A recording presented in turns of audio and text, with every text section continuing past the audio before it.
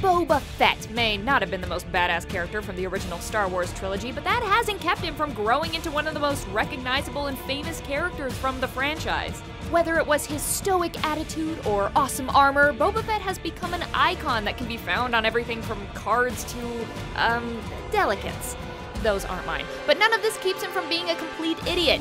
I'm Jocelyn the intern. I do all the research nobody else wants to, straight from the desk of Death Battle. Yes, Boba might be the only bounty hunter in the world able to catch someone like Han Solo, and sure, he's so talented that Darth Vader treats him with respect and he's been able to defeat multiple Jedi, but by no means will any of that make up for this.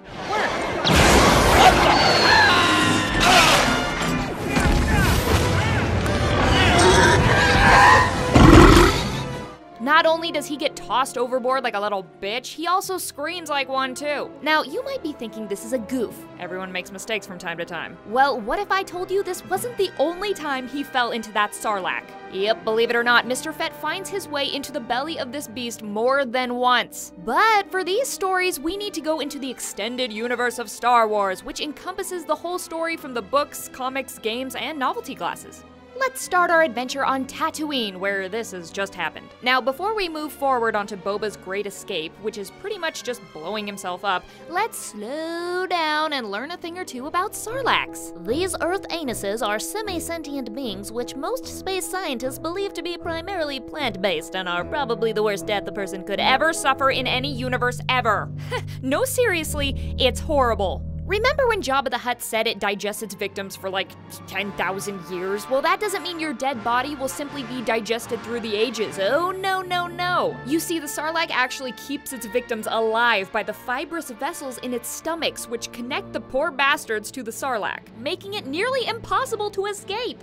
Unless you have multiple grenades, a jetpack, and armor made of Mandalorian iron, which can withstand a lightsaber blade. See, being clever doesn't disqualify you from being an idiot. It's possible to be both, and that is the case with Boba. He was able to use his grenades in combination with his jetpack to blow himself out of the Sarlacc covered in digestive juices. Alone in the desert, he was almost certainly going to die. That is until his fellow bounty hunter Dengar showed up to search the wreckage for valuables and stumbled upon the injured Boba. Dengar then nursed him back to health and even asked him to be his best man at his wedding. Aww. What a happy ending. Or at least it would be if it wasn't for issue 81, Jawas of Doom. You see, everything we talked about before either takes place in Return of the Jedi or the Bounty Hunter and Mandalorian Armor book series, which are set before and during the Battle of Endor. Jawas of Doom clearly takes place after the Battle of Endor because this particular story starts with Han and Leia leaving Endor, heading back to Tatooine where, I shit you not, Boba Fett is escaping the Sarlacc for a second time. When and how did he get eaten again? No idea, never mentions it could be a different line of canon, but let's just say somebody whacked him with another stick.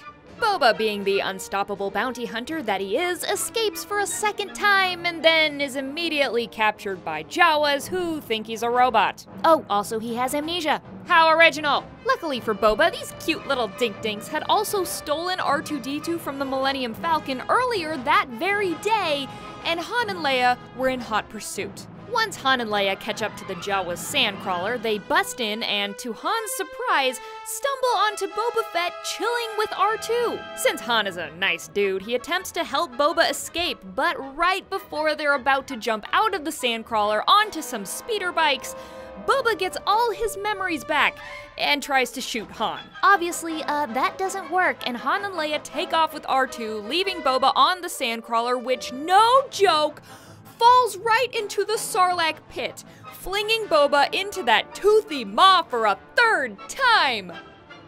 That is why Boba Fett is an idiot. Now, whether all this stuff really took place as described is up for debate. You see, Star Wars canon is spread across 6 different forms of canon: G canon, T canon, C canon, S canon, N canon, and D canon, and oh my god, that's too much canon. Who named these types of canon anyway? Head of Research and Development for Umbrella Corporation? Ridiculous. Lucky for us, none of this is canon anymore. Seriously, we better all give J.J. Abrams a huge thank you because as cool as some of the extended universe is, a lot of it is just batshit insane. And that's why The Force Awakens is our new hope. As always, thanks again for watching, guys! Keep giving these episodes a thumbs up and sharing them with your friends. Boomstick even thought about telling me good job. Speaking of Boomstick, make sure to go watch the latest episode of Death Battle. It's a remastered version of the very first episode, with the fight being in incredible 3D. Oh, how far we've come. See you in a couple weeks!